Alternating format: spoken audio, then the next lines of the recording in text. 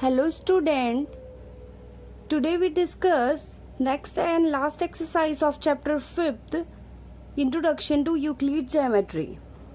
Now, आपका first question है, how would you rewrite Euclid's fifth postulate so that it would be exist to understood?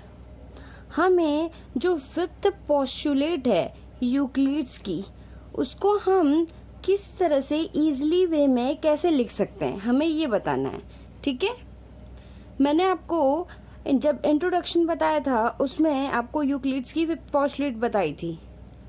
मैं उसकी link description में डाल दूंगी. ओके, नाउ ये थ्योरेटिकल क्वेश्चन है. ठीक है, आपके जो फिफ्थ पोस्टुलेट है उसको किस तरह से आप इजीली वे में लिख सकते हैं. फिफ्थ पोस्टुलेट को हम किस तरह लिख सकते हैं. When two lines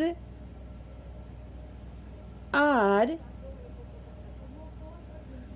cut by a third line.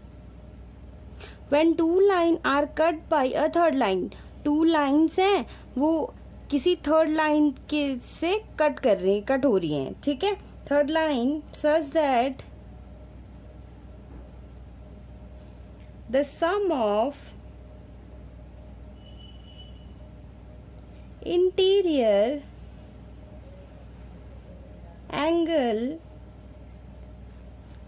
angles is less than 180 and one side, then first two lines intersect on the same side. ठीक है, हम इसको इजीली वे में किस तरह लिख सकते हैं फिफ्थ पोस्टुलेट को. When two lines are cut by a third line, आपके पास ये टू लाइंस हैं जो कि किसी थर्ड लाइन के द्वारा कट हो रही हैं. ठीक है, सच दैट इस तरह से है कि the sum of interior angle is less than 180. अगर आपके पास ये इंटीरियर एंगल है ए बी एंड ये C and D, interior angle less than होना चाहिए. A plus B and C plus D,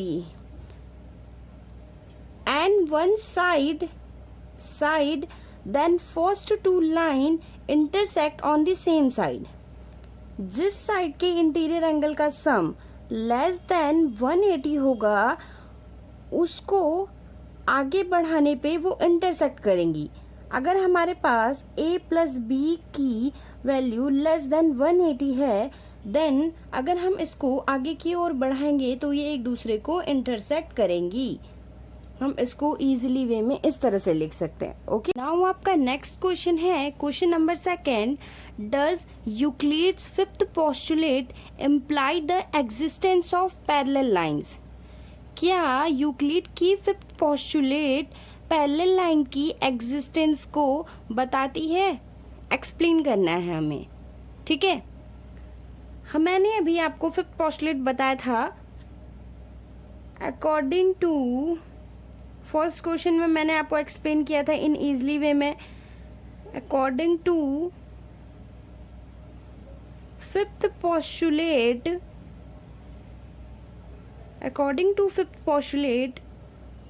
ठीक है, अगर आपके पास ये टू लाइन है पैरेलल लाइन और कोई थर्ड लाइन उसे कट कर रही है, तो जिस साइड का इंटीरियर एंगल का सम लेस देन 180 होगा वो उस साइड की जो लाइन होगी उसको वो एक दूसरे को इंटरसेक्ट करेंगी उस साइड.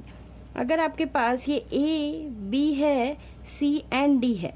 ठीक है, अगर हम ले लें according to fifth postulate A plus angle B less than 180, ये एंगल 180 से कम है, देन सी एंड डी जो एंगल होगा वो ऑब्वियस सी बात है 180 से बड़ा होगा, angle C plus angle D greater than 180।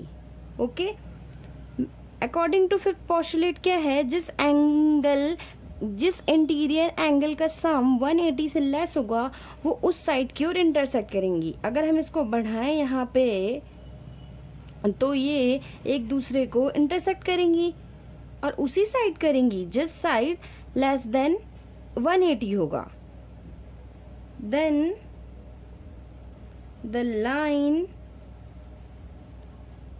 Meet on left side. Okay, हमने ये ले लिया। अगर हमें parallel line existence, fifth postulate parallel line existence imply करता है कि नहीं ये बताना है। अगर हम यही दो लाइन पैरेलल लाइन ले लें, अगर हम यही लाइन पैरेलल लाइन ले लें अगर, और इसको कोई तीसरी लाइन कट कर रही है, तो ये इंटीरियर एंगल हो गया A B and C and D.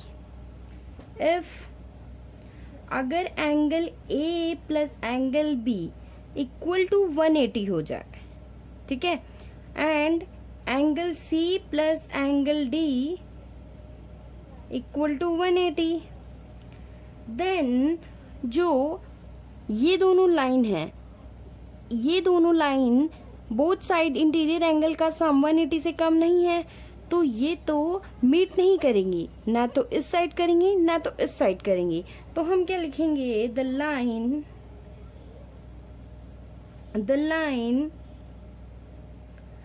neither meet at the side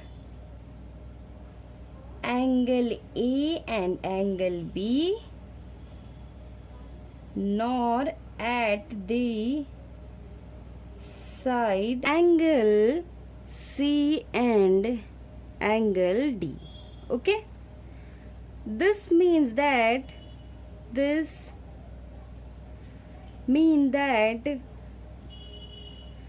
line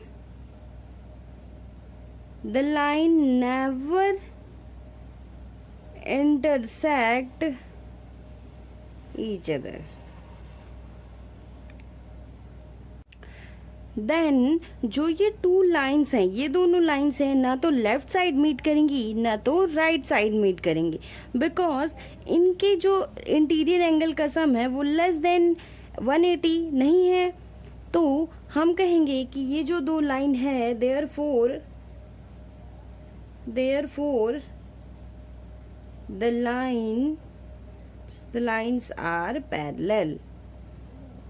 ठीक है, तो जो यूक्लिड्स के फिफ्थ पोस्टुलेट्स है इसका सीधा सीधा मतलब है कि ये बताती है ये जो दो लाइन होंगी ये पैरेलल लाइन होंगी।